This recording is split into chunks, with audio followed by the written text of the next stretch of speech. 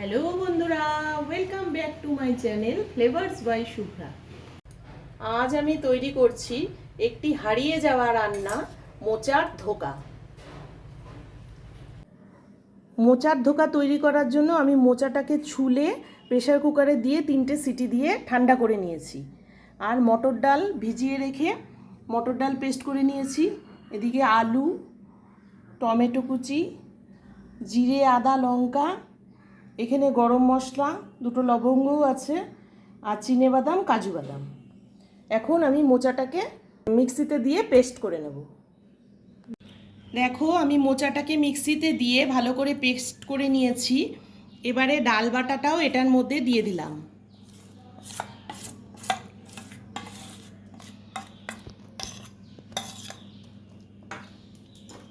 তারপর সামান্য নুন, হলুদ গুঁড়ো, সামান্য লঙ্কার গুঁড়ো দিয়ে ভালো করে মাখিয়ে নেব। আমি কড়াইতে 1 চামচ রিফাইন তেল দিয়ে গরম করে নিয়েছি।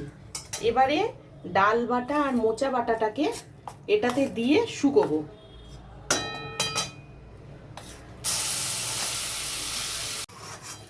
মোচা আর ডালের মধ্যে যে জলটুকু আছে এটা কড়াইতে দিয়ে একদম শুকিয়ে ফেলতে হবে।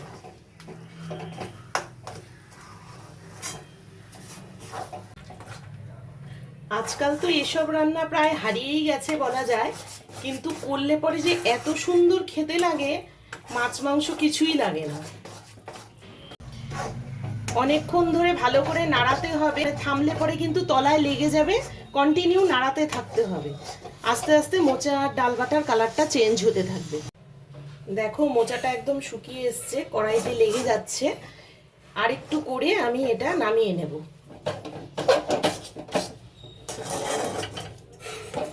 সামান্য তেল দিয়ে এবার আমি পুরো থালাটা মাখিয়ে নেব। এবার দেখো, থালাতে তেল দিয়ে গরম গরম ছড়িয়ে দিচ্ছি।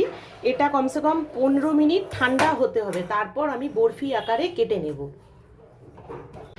এভাবে চেপে চেপে দিয়ে ফ্যানের নিচে 15 মিনিট শুকিয়ে নেব। 15 মিনিট হয়ে গেছে। এবার আমি মোচাগুলোকে বরফির আকারে কেটে নেব।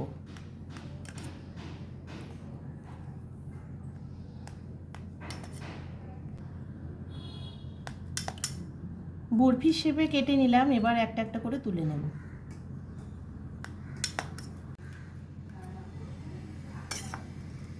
এই দেখো, বরফির মতো হয়ে গেছে।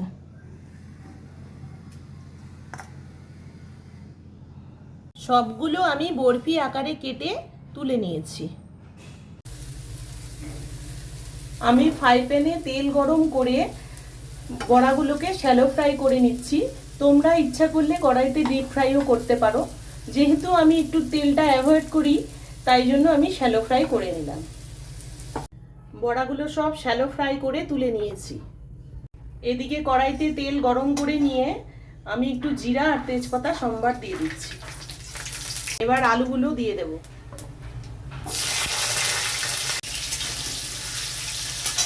এদিকে সব মশলাগুলো যে বাটা ছিল, সেই মশলাটার মধ্যে আমি 1 চামচ হলুদ গুঁড়ো দিয়ে দিচ্ছি,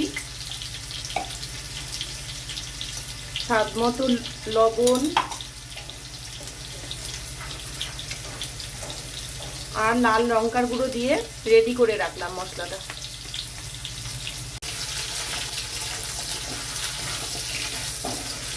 আলুটা ভাজা হয়ে গেছে।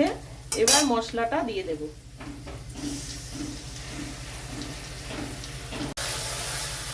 মশলাটা দিয়ে বেশ সুন্দর করে কিছুক্ষণ কষিয়ে নিতে হবে, যতক্ষণ না মশলার তেল ছাড়ে। মশলা থেকে তেল ছেড়ে দিয়েছে। এবারে জল দিয়ে দেব। মিক্সি ধোয়া জলটাই দিয়ে দিচ্ছি। জলটা একটু বেশি পরিমাণেই দিতে হবে, কারণ মোচাতে ডাল আছে, সব নালে শুকিয়ে যাবে। ঝোলটা ফুটে গেছে। এবারে আমি বড়াগুলোকে এক এক করে ছেড়ে দেব। বড়া দিয়ে বেশিক্ষণ ফোটানো যাবে না, তাহলে সব ভেঙে যাবে।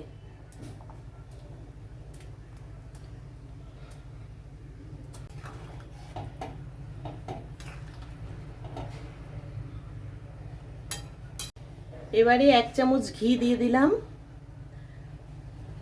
আর একটু মিষ্টি দিয়ে দিলাম।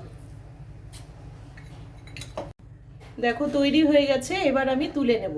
তোমাদের যদি আমার এই রান্নাটা ভালো লেগে থাকে তাহলে আমার চ্যানেলটিকে সাবস্ক্রাইব করে দিও, আর যারা ফেসবুক পেজ থেকে দেখছো তারা পেজটিকে ফলো করে নিও, ভিডিওটাকে লাইক করে দিও।